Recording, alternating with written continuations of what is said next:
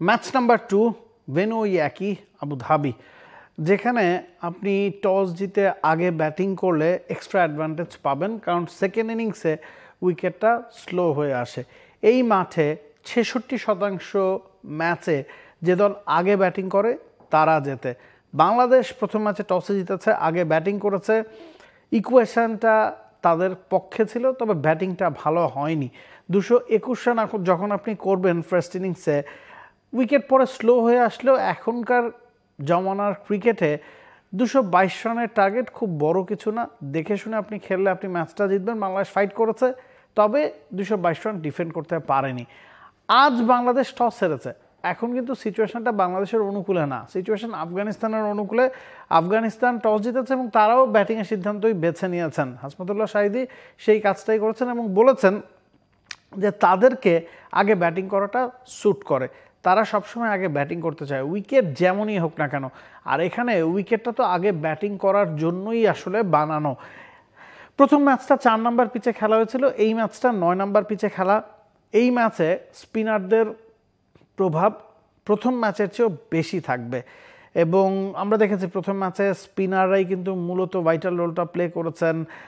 পেসাররা second ফিডলে সহযোগিতা করেছেন আসলে স্পিনারদের। আফগানিস্তানের একজন মাত্র পেসার খেলেছেন, স্পেশালিস্ট বশির আহমেদ, তিনি মাত্র 4 ওভার করেছেন, 25 রান দিয়েছেন।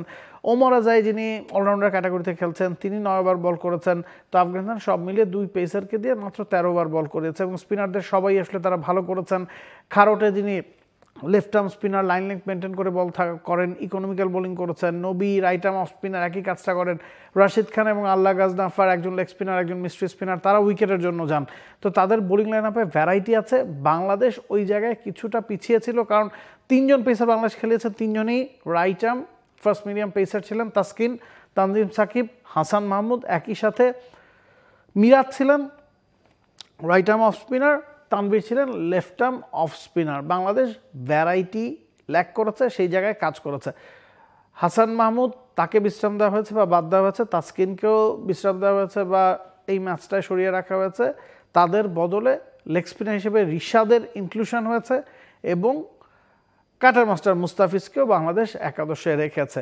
যেই জায়গায় বাংলাদেশ কিছুটা পিছিয়ে ছিল সেই জায়গাগুলোতে আমার কাছে মনে হচ্ছে যে পজিটিভ বদল এসেছে। এখন বাংলাদেশ টসটা জিততে পারেনি, টসটা খুব ভাইটাল ছিল। এই মাঠে এভারেজ ফার্স্ট ইনিংস স্কোর 270-80 কাছাকাছি। সেই রানটা যদি আফগানিস্তান করে ফেলে বাংলাদেশের জন্য খুবই চ্যালেঞ্জিং হবে। তবে 240-50-এর মধ্যে যদি আপনি আফগানিস্তানকে আটকে রাখতে পারেন, যদি ডিউর প্রভাব থাকে, সেই রানটা চেস করা সম্ভব। মিরাজও সে কথাটাই প্রেস কনফারেন্সে মানে টসের পরে বলেছেন যে 240-50-এর রান চেস করা খুবই সম্ভব। তো বাংলাদেশকে মাথায় রাখতে হবে যে আফগানিস্তানকে কোনোভাবেই 250-এর ওপর যাতে করতে দেওয়া না হয়। সেক্ষেত্রে বাংলাদেশের ব্যাটিংয়ে যে ভালনারেবিলিটিটা আছে, বাংলাদেশের ব্যাটিংয়ে যে ল্যাকিংসটা আছে, সেটা এক্সপ্লয়েট করার মতো সক্ষমতা কিন্তু এই আফগানিস্তানের বোলিং লাইন আপের আছে। লেটস সি কী হয়, 2-0 হবে নাকি 1-1, বাংলাদেশ সিরিজে ফিরবে নাকি আফগানিস্তান 1 ম্যাচ হাতে রেখেই সিরিজটা ভাগিয়ে নেবে। Nabil Kaiser, T Sports. For more updates, subscribe to our YouTube channel and click on the bell icon. Follow us on Facebook and Instagram. Download T-Sports app to enjoy exciting games and highlights. Visit tsports.com.